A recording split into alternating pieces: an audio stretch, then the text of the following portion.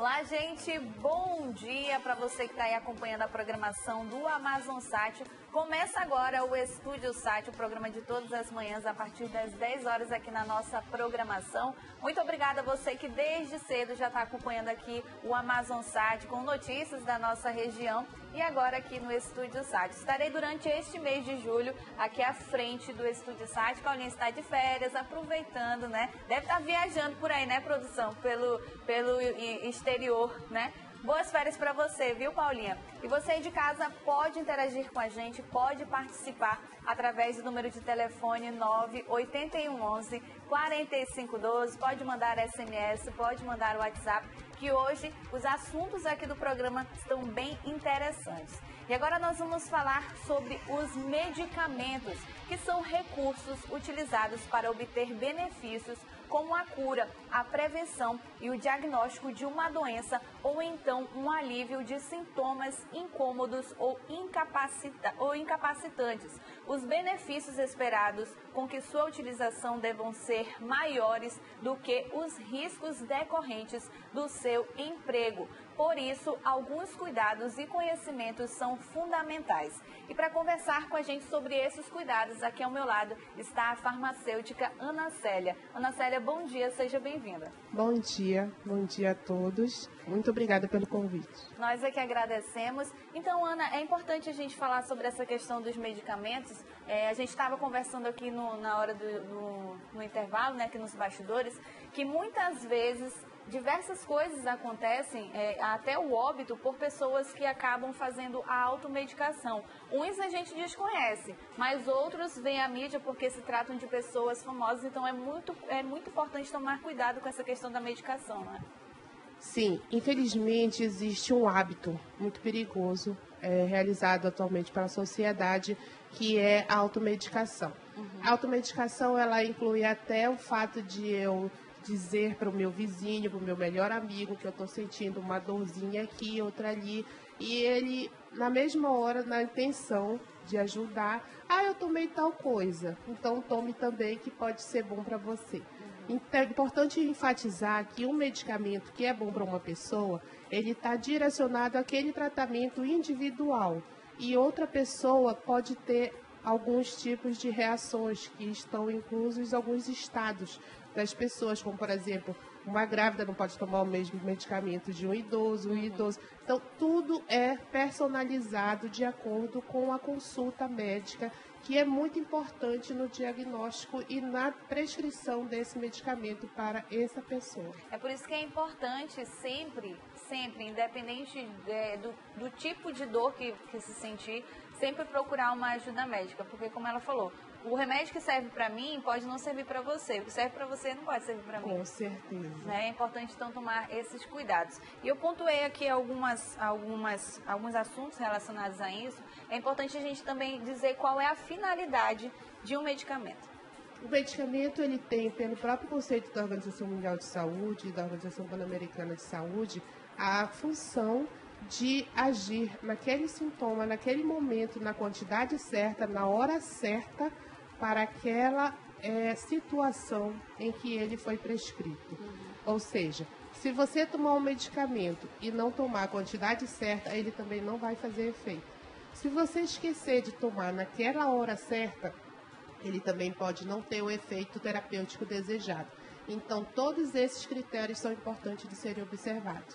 E essa questão da hora certa, o medicamento é de 8 em 8 horas, de 12 em 12 horas, de 1 em 1 hora.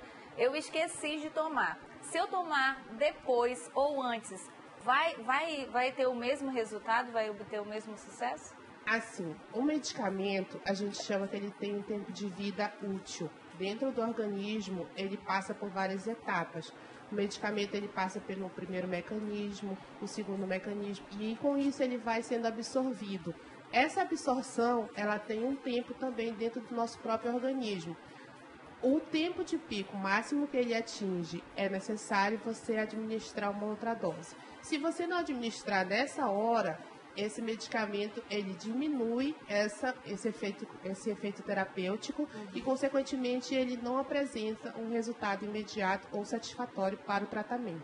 E Ana, uma dúvida, algumas pessoas dizem assim, eu não gosto de tomar remédio toda vez que eu sinto dor, senão meu organismo vai se acostumar. Isso é verdade ou não? Alguns medicamentos, eles têm sim uma sensibilidade maior em algumas pessoas. É raro, mas à medida que a pessoa sente essa determinada insatisfação, ela é obrigada a comunicar ao seu médico ou ao seu profissional de saúde, no caso um farmacêutico, que está fazendo assistência a esse tipo de tratamento para que ele seja notificado e então avaliado se essa reação ela é devida ou é um efeito colateral e se é necessário mudar a medicação. E no caso das pessoas que às vezes já o tempo daquele período de tratamento foi estipulado pelo médico, mas aí ela acaba sentindo uma dor novamente e ela volta a usar aquela medicação. O que pode acontecer? Isso é um caso muito comum e é um fator preocupante para os nossos profissionais de saúde. Nós aconselhamos as pessoas a observarem exatamente a prescrição médica, o tempo de tomada do medicamento e acabou, mesmo que sobre na caixa alguma medicação, não é para você guardar no armário e depois sentir a mesma dor. Vou tomar aquele medicamento naquele dia porque naquele dia me fez bem. Existem casos, por exemplo, como o colírio. O colírio é um medicamento, ele é muito delicado. Ele tem como tempo de vida útil dele 7 dias após aberto. Então a pessoa toma, segue direitinho a prescrição médica, depois de tomado, ele perde a validade. E as pessoas tendem a guardar esse medicamento dentro de casa. Quando ele abre, ele perde aquele estado estéril que ele foi produzido.